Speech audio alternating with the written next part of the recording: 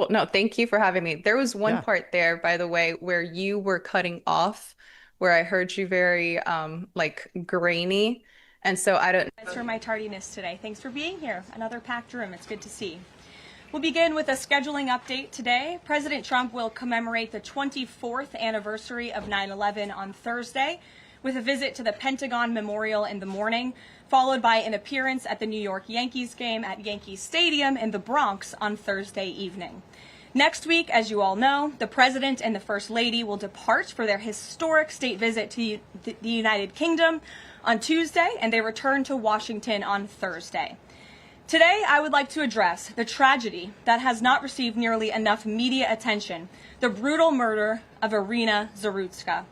Here are the facts that many outlets have shamefully and intentionally failed to report until President Trump drew attention to it.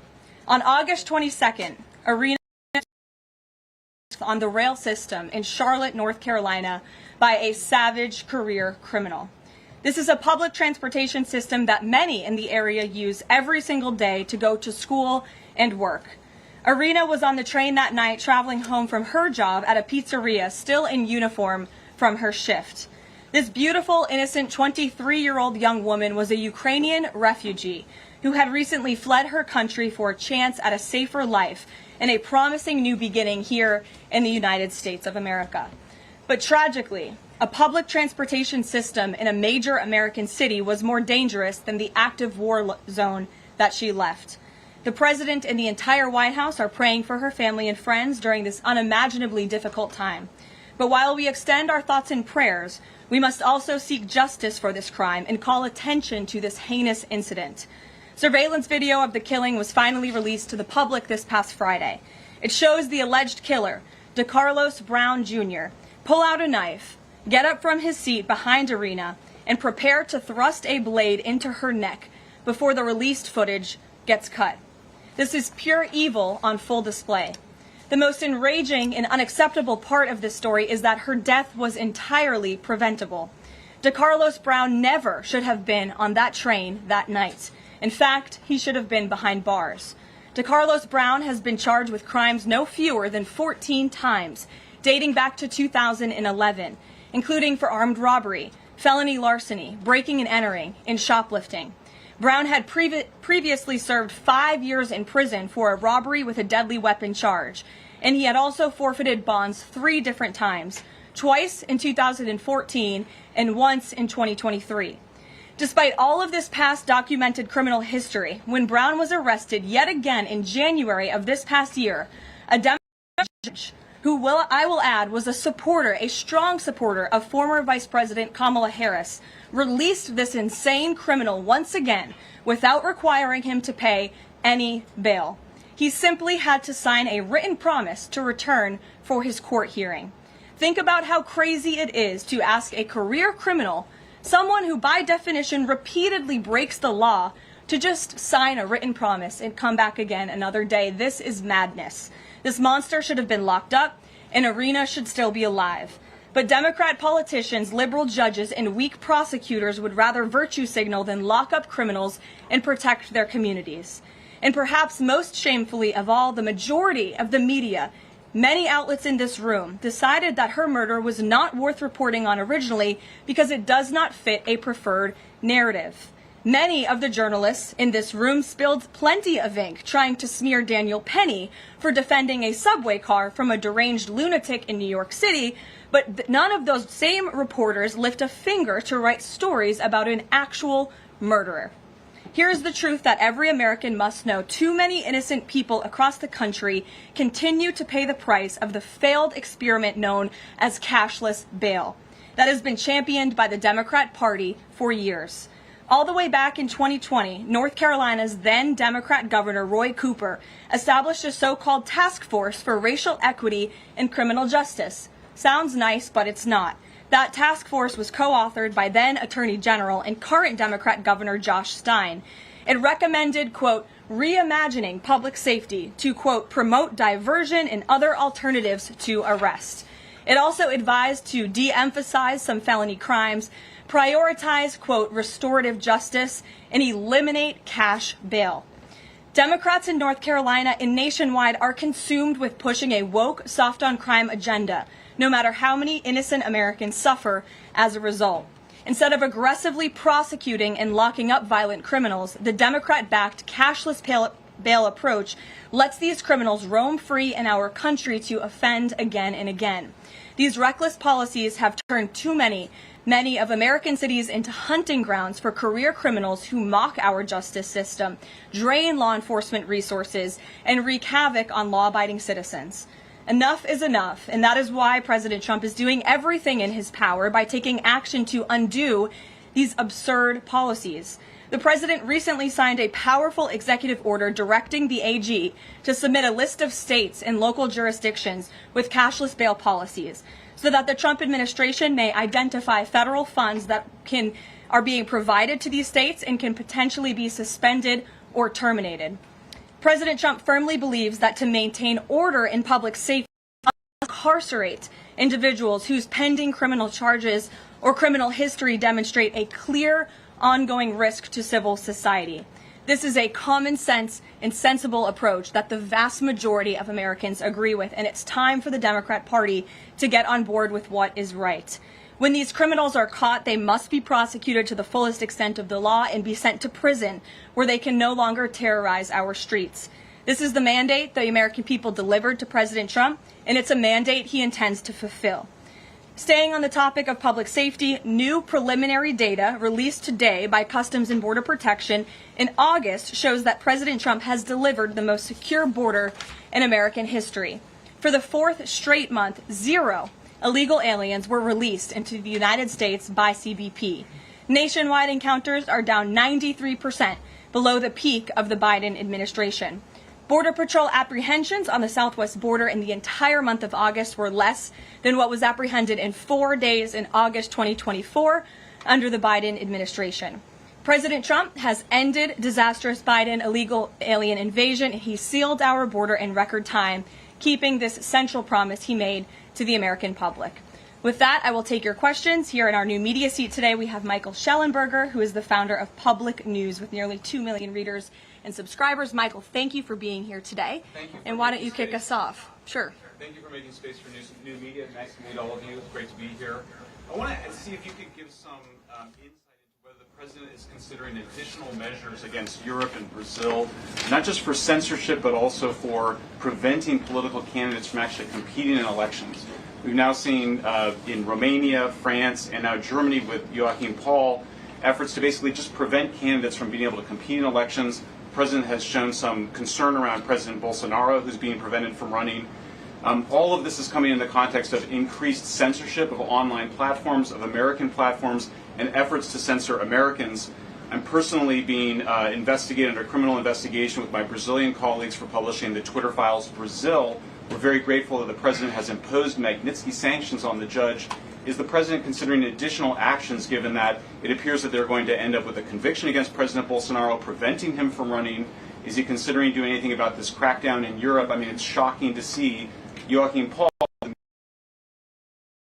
the criminal indictment against him cites him, quote, saying that he loves the Lord of the Rings as reason why he's an extremist and shouldn't be able to run. So I just wonder if you could speak to that. And again, I'm grateful to be here. Nice to meet you all. And I'm grateful for what the Trump administration has done to push for free speech abroad. Well, thanks for being here, Michael. We appreciate it. Freedom of speech is arguably the most important issue of our time. It is enshrined in our Constitution, and the president believes in it strongly. He himself faced censorship in his road back to this beautiful Oval Office here in Washington, D.C., so he takes this very seriously, as does, I know, the Vice President of the United States and the entire Trump administration, which is why we have taken significant action with regards to Brazil in the form of both sanctions and also leveraging the use of tariffs to ensure that countries around the world are not punishing their citizens in this way. And at the same time, the president is, while he's leveraging the United States to safeguard our interests abroad, he's also making sure that freedom of speech remains here in the United States of America. So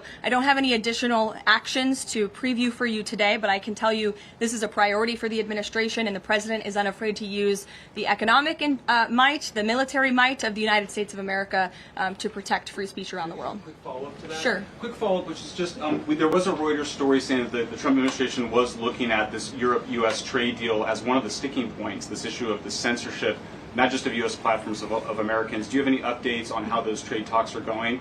And I also wonder if the president is concerned about NATO membership. NATO membership requires that you be a democracy and you have free speech.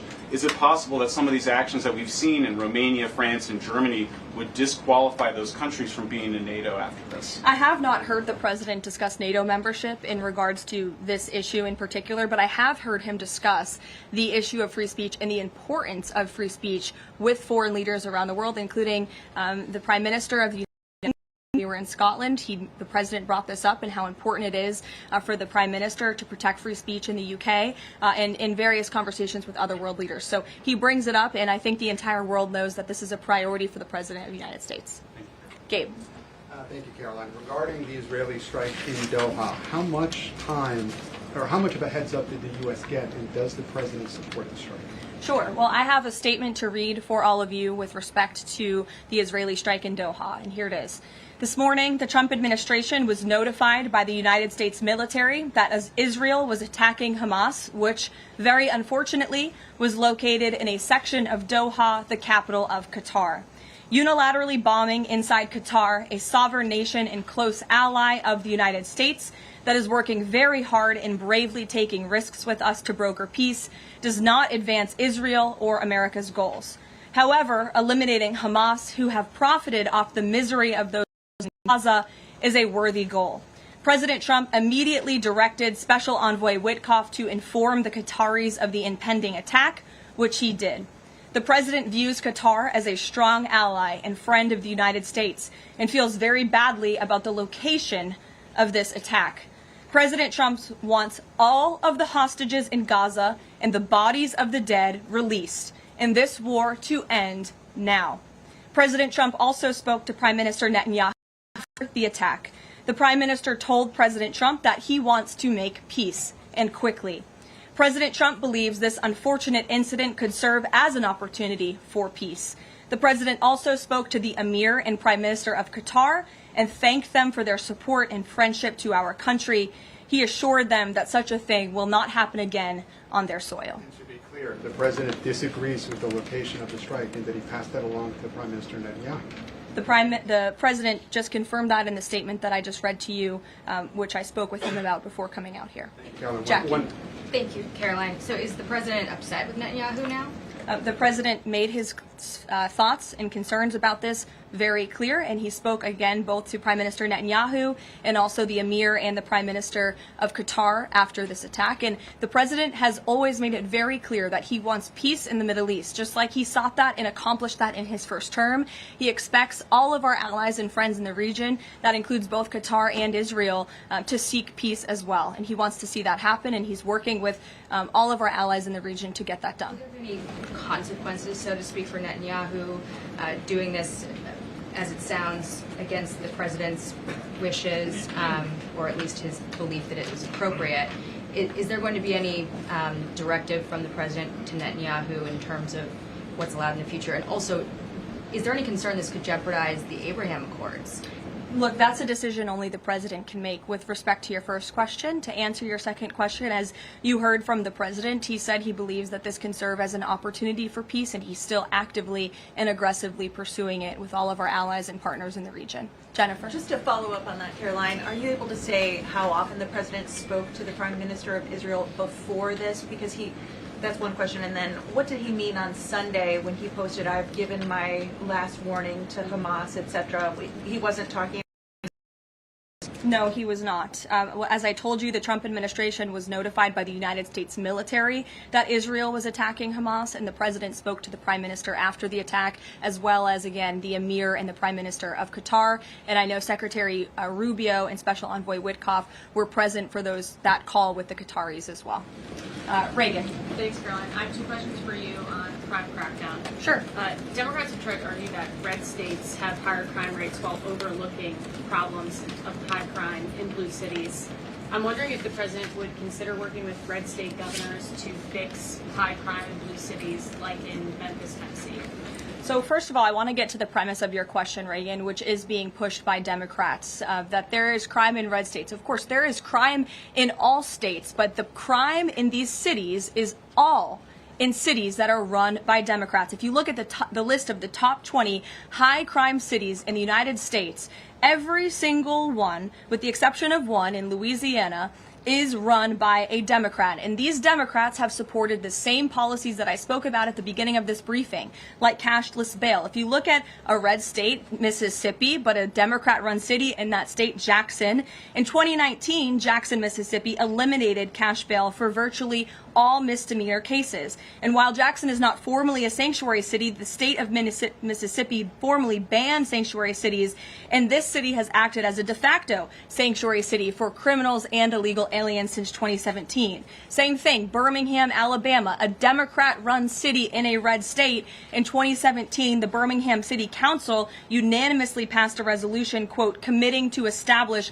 sanctuary policies. So if you actually look at the facts from these Democrat-run cities, these are cities that are run by Democrats and by by members of the Democrat Party. These are blue cities, and they have all supported these disastrous policies which allow repeated career criminals back onto the streets to further commit acts of violence. And so to answer your question, yes, the president wants to work with anyone across this country who wants to end these horrible policies and to bring law and order to our streets. And I think that is proven by his tremendous cooperation with the mayor of Washington, D.C. and our nation's capital. And just look at the results of that. And I do have some updates for you on the D.C. crime crackdown. There have been a total of 2,177 arrests made since the start of the operation on August 7th. Just last night, there were 57 arrests made in Washington, D.C. Of the 57 arrests, there were 14 illegal aliens who were arrested, many of whom had prior criminal histories. And other arrests just last night in our nation's capital, so you all can be very grateful for this. Our great men and women of law enforcement, both federal and local, working together as they should, made an arrest on a warrant for assault with the intent to kill. The subject shot 2 adult males after an altercation. They made an arrest on a warrant for an armed carjacking. The subject assaulted an adult male in the face with a firearm and then took his keys. We also made an arrest on a warrant for simple assault and the destruction of property and subsequently charged with second-degree theft. Last night in D.C., there was an arrest for possession of a controlled substance with second-degree theft. There was an arrest for possession of a controlled substance with the intent to distribute that subject. The person is also a subject of interest in a homicide and a carjacking. Last night in D.C., we also arrested a felon in possession of a firearm who was carrying that firearm without a license. So these are the career criminals. These are the bad guys that we are picking up in Washington, D.C. every day. The president would love to do this in every Democrat-run city across the country, and he hopes that more Democrats will call the White House to allow us to help them. One more that's D.C. specific. Congress is poised to not extend Trump's police. Mayor Bowser signed an executive order formalizing cooperation with federal forces. You just mentioned all the success that the operation has had. Does the White House believe that the Mayor Bowser's action is enough to continue the crime crackdown? We are very grateful for the mayor's cooperation in this effort, and we look forward to continuing to work with her and the Metropolitan Police Department. Bloomberg. Thanks, Caroline. The president says, you're planning to speak with Putin soon. Can we expect a phone call? I don't have any phone calls to read out between you, the president, and any other foreign leaders. Ed. Thanks, Carolyn. I want to ask about the benchmark revisions that came out. If you look at the revisions between March of 2024 and March of 2025, and you do a little math, it averages out to 73,000 jobs roughly per month added to the economy, less than what was thought. When can we expect the Trump administration, now their policies are rolling out, for that increase, that average to increase? Well, let me just say something about the revisions that came out this morning. And this was one of the biggest revisions in absolute terms in decades. In the benchmark year, March 2024 to 2025, shows that the job growth was vastly weaker during the Biden administration than ever previously reported. Between this revision and last year's, job growth was actually overstated by approximately 2 million jobs. And the Biden administration stood up here and vouched for that data and told you that data was real. And when President Trump calls into question the veracity of that data, like he did before he took the oath of office and even now as president of the United States, States, he was ridiculed for that. And turns out this revision proves two things. Number one, the president was right. And this is why we need new leadership at the Fed. And this makes it very clear that President Trump inherited a much worse economy by the Biden administration than ever reported. And it also proves that the Federal Reserve is holding our monetary policy. Rates are too high. The Fed needs to cut the rates because of the mess that we inherited from the Biden administration. Time frame. The president has said a year. Secretary Bessent said maybe the fourth quarter. When can we expect these numbers to increase? Well, first, we need accurate numbers. We need truthful and honest data, which is why the president took the monumental step to try and appoint and confirm new leadership at the BLS so we can have data that we can actually rely on. And that's what the president is doing, and we hope that his nominee will soon be confirmed. Charlie. You addressed the crime of Irina Zrudka, and the president has done a lot to deliver justice for victims of crimes like that horrific stabbing. And the Epstein files are back in the news because a lot of Americans feel that that Jeffrey Epstein's victims never got justice. Does the president care about these victims? Do you think he can does he want to deliver more justice for them, and is he willing to meet with them? The president cares about victims of all crimes, and that's why Republicans in the Trump Department of Justice have done more in terms of transparency when it comes to the Epstein case than any administration. And why are the Democrats all of a sudden caring about this? It's because they are desperately trying to concoct a hoax to smear the President of the United States. We have seen this time and time again. Ro Khanna and all of these other Democrats, they could have cared about those victims 4 years ago when Joe Biden was in office. They could have pushed for transparency then. Unfortunately, the Democrats are using victims as political pawns to try to smear and to push a hoax against the President of the United States. And I will get you numbers on the amount of child predators that this administration and this FBI and this Department of Justice have locked up under President Trump's leadership. We have done more than any president to protect victims of crime, especially disgusting, heinous sexual crimes, and that includes the deportation of illegal aliens who are perpetrating these crimes against innocent victims in our country right now today, and that remains a top priority for this administration. Does the president, will he meet with the victims? On the Doha strikes, did the president speak with Netanyahu before they were carried out? Did he urge him to not go through with it, or did they only speak afterwards? Again, I read you a statement. The Trump administration was notified by the United States military that Israel was attacking Hamas. The president directed his special envoy Witkoff to immediately call the Qataris, and after the attack, he spoke to Prime Minister Netanyahu. One more. Behind you. Thank you. Go ahead. About the Epstein case, would the White House support a professional handwriting expert review of the document released yesterday to prove that it's not the president's signature? Sure, we would support that. And in fact, I have already seen many forensic analysts of signatures coming out. I believe it was the Daily Signal that published a piece with 3 separate signature analysts who said that this absolutely was not the president's authentic signature. And we have maintained that position all along. The president did not write this letter. He did not sign this letter. And that's why the president's external legal team is aggressively pursuing litigation against the Wall Street Journal, and they will continue to. Christian. Thanks, Caroline. Following up on Ed, now that we have these revised jobs numbers, is the president concerned at all that price spikes, stemming from his tariffs through the end of the year might actually be driving the country towards a depression or a recession? What I'm asking is he committed to these policies now that we know how faulty the jobs data was? The president is committed to his policies because his policies are working, Christian. And there have been a lot of people fear-mongering about inflation in this room, but it just has not come to fruition. On a monthly basis, CPI inflation has now come in at or below the market's expectation for 6 consecutive months, every month that President Trump has been in office. Overall, inflation has run at a 1.9% average pace in the president's first 6 months in office. I would have told all of you that in January, you would not have believed me, but those are the facts and those are the numbers. And we also see many other positive signs in economic indicators like real GDP. In the second quarter, it was revised up to 3.3%. That beat the market's expectation. We know there's a capital spending boom right now, which we know is one of the greatest economic indicators of job growth. We know wages are increasing at a far faster pace than they were under the previous administration. We see productivity in the second quarter was also revised up to a strong 3.3%. In total industrial production, factory output also surged, All of this means the economy is moving, people are working, people are spending money. You look at consumer spending, that is also ticking up and in the right direction. And a large part, it's because of the incredible work the president has done in terms of energy and unlocking our energy dominance in this country. Again, these jobs, the numbers from the BLS today prove that the economy was an absolute mess, and we are working every single day to fix it, and all of those indicators I just read for you are positive sign of what is to come. Just one more quickly on Sure, trade. Danny. Just wanted to get a bit of clarity on the sequence of events for the Doha attack and the notification. You said that the U.S. military notified, if I got it right, the Trump administration was notified by the U.S. military. That's right.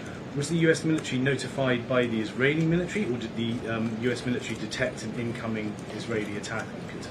The U.S. military notified the White House and the President of the United States. That's all I have to share for you on that, Danny. Thank you. Jeff. Also following up, you said that the president assured the leaders in Qatar that this would never happen again. Did he say that to the Prime Minister of Israel, and did Prime Minister Netanyahu agree to that? The president told that to the emir and the prime minister of Qatar, and the president also overstressed the importance of peace in the region in his conversation with Prime Minister Netanyahu as well. And Prime Minister Netanyahu told President Trump he wants peace and he wants it quickly. That's what the president expects to happen. The president, in the statement that he just had me read, and you will all see it out on True Social very shortly, I am sure. The whole world will see it. He wants all of the hostages released out of Gaza, and he wants this war to end. Those are two clear directives that the president is making very clear for the entire world to understand. Mary. But Qatar obviously has been helping to negotiate these ceasefire talks. Does the president think that Israel is undermining negotiations by striking Qatar? Is he concerned that Qatar's no longer going to want to play that intermediary? In the statement, I can read the whole thing for you again. I think it's very thorough because the president wanted to address all of your questions. We wrote, unilaterally bombing inside Qatar, a sovereign nation and close ally of the United States that is working very hard and bravely taking risks with us to broker peace, does not advance Israel or America's goals. However, eliminating Hamas, who have profited off the misery of those living in Gaza, is a worthy goal. So he answered that question himself. You can't say that Israel informed the U.S. What I can tell you is the United States military informed the Trump administration. Thank you. A quick follow on that. Can you tell us when the U.S. military was notified, given that the largest U.S. military base is in Doha? And then I have a question on D.C. crime. This morning, just before the attack, as I said earlier as well. Okay, thank you. And yesterday, the president spoke about D.C. crime and talked about how there was virtually none. And then he expressed frustration about things that take place in the home they call crime. He said, they'll do anything they can to find something. If a man has a little fight with the wife, they say this is crime. See, now I can't claim 100%. Exactly what crimes was the president referring to? He wasn't referring to crimes. That's exactly the point he was making, Ouija. What the president is saying is that these crimes will be made up and reported as a crime to undermine the great work that the federal task force is doing to reduce crime in Washington, D.C. And I think the president has every reason to believe that, given the efforts of many reporters in this room who actively seek to undermine the president and what he's doing in our nation's capital. We all know that deep inside you all agree with this because you all live here, and I'm sure you are very grateful for the administration's efforts to make the city, which we all reside in, much safer for ourselves and our families. Michael. Thank you, Caroline. Florida Congressman Randy Fine is calling for judges to face consequences if the violent repeat offenders they release go on to commit new crimes. Is that something the president supports? It's not something I've heard the president discuss. You can ask him yourself next time you have the opportunity to. How's that? Caroline, one more question. On Thursday, President Trump will head to the Pentagon and also to New York City in honor of the 24th anniversary of 9/11.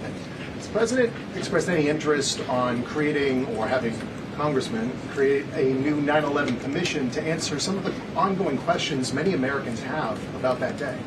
I, again, have not heard the president discuss that. You're welcome to ask him yourself, but I do know he very much looks forward to going to both the Pentagon and the Yankees game in New York City on Thursday to commemorate the 24th anniversary. As you know, the president is a New Yorker at heart. He loves the city very much. It is his home, and you'll hear more about that on Thursday when the president speaks on this himself. Kelly. Caroline, thank you. I wanted to ask you a question about the president speaking yesterday before the Religious Liberty Commission. As you know, he's created the White House Task Force on Anti-Christian Bias, and yesterday he talked about the importance of the Bible in America and the importance of prayer in America. Some people have criticized him for that in stating that he's espousing Christian nationalism. Yet the president has called on the American people to band together in praying for this nation for people of all faiths. How important is that to the Trump administration, and are there guidelines for implementing that? Well, last time I checked, it's not just Christians who pray, it's people of all faith who pray, and that's what the president wants to protect, the religious freedom for Americans of all faith. And he spoke about that yesterday, and that's why he was very proud and excited to announce this new initiative, Pray America, encouraging all Americans to pray for our country and the goodness of our country leading up to America's 250th birthday next year.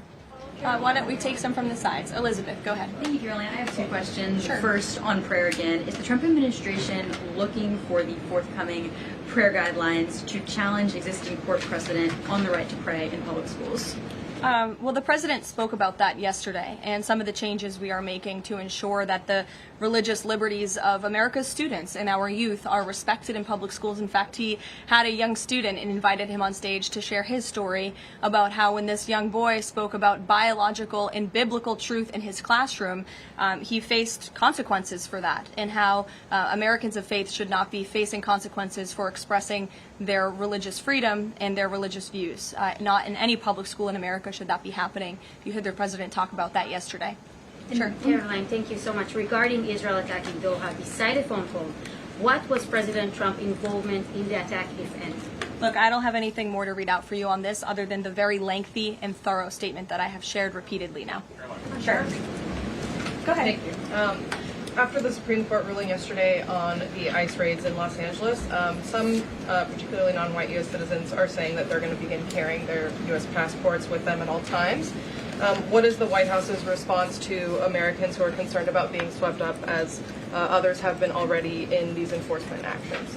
They should not be concerned, because this administration is focused on the detention and deportation of illegal alien criminals who broke our nation's immigration laws. And the Supreme Court upheld the Trump administration's right to stop individuals in Los Angeles to briefly question them regarding their legal status, because the law allows this, and this has been the practice of the federal government for decades. And the Immigration and Nationality Act states that immigration officers can briefly stop an individual to question them about their immigration status if the officer has reasonable suspicion that the individual is illegally present in the United States. And reasonable suspicion is not just based on race, it's based on a totality of the circumstances to review.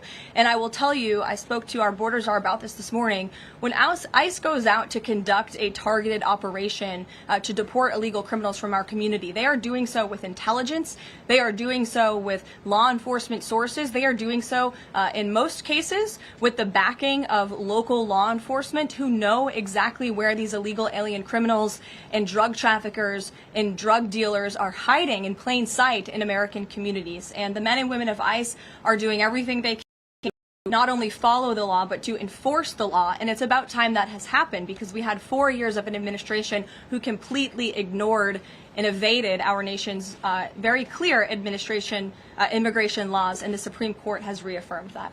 Thanks, Caroline. One of the other documents released by the House Oversight Committee contained a photo of Jeffrey Epstein holding an oversized check that was made out to him in the check from the president for $22,000 for a fully depreciated woman. I wondered if the president has any recollection of that, or what you guys make of that photo that was included in those documents. Did you see the signature on that check? It is not Donald Trump's signature. It is absolutely not. The president did not sign that check. But does he recognize the woman? Caroline, on the New York City election, Caroline. Is he considering? Well, I'll take both of you. Go ahead. So first, is the president considering offering Mayor Eric Adams a job? If so, why? And does he think Curtis Lee was a serious candidate for New York City mayor? Look, the president has made it quite clear he wants this race to move forward in New York City. He does not want a communist to be running New York City. But as for weighing in on other individual candidates, I'll leave that to the president to do himself. Caroline, and then following up on Reagan's question, many of these highest crime cities in America, they're led by black mayors, including the three that you mentioned, Jackson, Memphis, Birmingham. So given that, what's your response to criticism from the left that Trump is targeting black mayors? Isn't he just trying to protect black people? The president is trying to protect all Americans from crime, and he wants to make all of our cities in America safe. And the fact is, the most dangerous cities in America are run by Democrats, overwhelmingly. And according to the FBI crime statistics, 19 of the top 20 cities with the highest murder rate are run by Democrats. And these high-crime, Democrat-run cities are driving up the crime stats in otherwise safe red states. So, of course, he wants to address this problem. He's made that quite clear. Mike Johnson, he came out and said that the president was an FBI informant. Do you know what he meant by that, if it's not true? I can affirm that is not true. I think the speaker was referring to the fact that President Trump kicked Jeffrey Epstein out of his Mar-a-Lago property for reasons the president has already discussed. John. Oh, thank you, Caroline. As a Washington, D.C. resident with my family, I just want to thank the administration for revitalizing safety here. In the last 3 weeks, it's been stunning. Well, I want to go to Virginia. All of a sudden, out of the blue, Winsome Sears has closed the gap on Abigail Spanberger. Got 4 issues. Coerced abortions in Fairfax County without telling mom or dad, no parents, girls going in boys' bathrooms on film, right? 2 of the young fellows get suspended for complaining about it. Virginia Beach man, an innocent man,